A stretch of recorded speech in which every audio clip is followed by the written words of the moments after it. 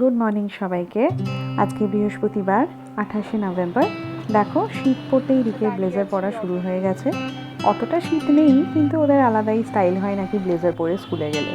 আর আজকে হয়েছে এক কাণ্ড, আমি পার্স নিতে ভুলে গেছি, তাই রিক আমাকে 50 টাকা ধার দিয়েছে। যাওয়ার সময় শাটলের প্যাকেজ থাকে, তাই টাকা লাগে না, কিন্তু ফেরবার সময় বাস ভাড়াটা দিতে হয়। আর এই অফিস থেকে ফিরছি ইকো পার্কের সামনে।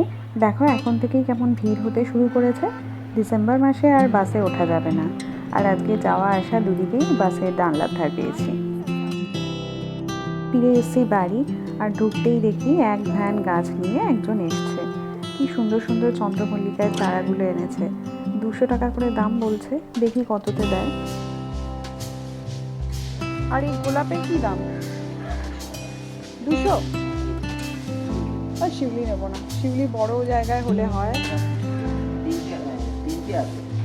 এই তিনটে বার করে দিয়েছে, আমি দুটো নেব, দুটো 250 টাকা দাম নিয়েছে।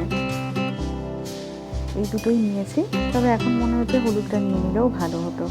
নিয়ে এসে এই বাগানের এক কোণে জায়গা করে দিয়েছি। আর এই হচ্ছে আমাদের ব্যালকনি গার্ডেন কম জঙ্গলই বলা ভালো। চারিদিকে গাছগুলো খুব বড় হয়ে গেছে, এগুলোকে একটু কাটাই ছাঁটাই করতে হবে।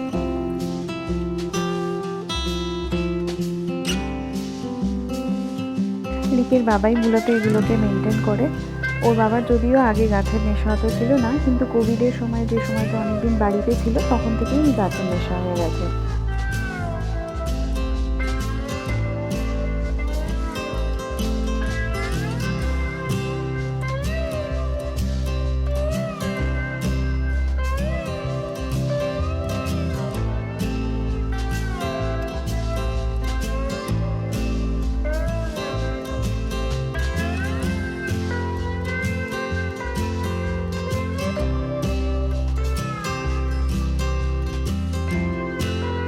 কফি। শীতকালে কফি শুরু, বাহ। আর বাপির কফি। আর এখন রাত 8টা বাজে, দিকে আমি টিউশন ছাড়তে যাচ্ছি। এমনিতে অত ঠান্ডা নেই, কিন্তু স্কুটিতে খুব হাওয়া লাগে, তাই জ্যাকেট পরতে হয়েছে। আর আজকে এখানেও হয়েছে এক কাণ্ড, যে রাস্তা দিয়ে আমরা যাই সেখানে কোনো একটা অনুষ্ঠান হচ্ছে, তার জন্য রাস্তা বন্ধ করে দিয়েছে। আমাদের সেই ঘুরে ঘুরে আবার অন্য রাস্তা ধরে যেতে হচ্ছে। যেদিন মনে হয় কোনো একটা সমস্যা হয় শুরু থেকে, সেই দিন সারাদিনই কিছু না কিছু চলতে থাকে। তো যাই হোক, অবশেষে আমরা মেন রাস্তায় এসে উঠতে পেরেছি।